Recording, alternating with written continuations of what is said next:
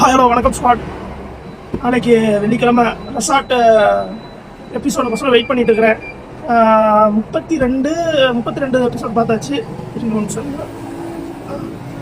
34, 35, 36 அடுத்து நாளைக்கு வர எபிசோடு மறக்காமல் அதை பாருங்கள்.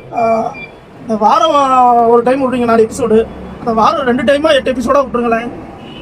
ஏன்னா இன்ட்ரெஸ்டாக போதாது. அந்த லாஸ்ட் சீன்லாம் 32வது எபிசோட்லாம் சரி அதை கொடுத்த 22 நிமிஷத்துல கடைசி சீன் மட்டும் தான் கொஞ்சம் ட்விஸ்டாக எடுத்துட்டு போறாங்க.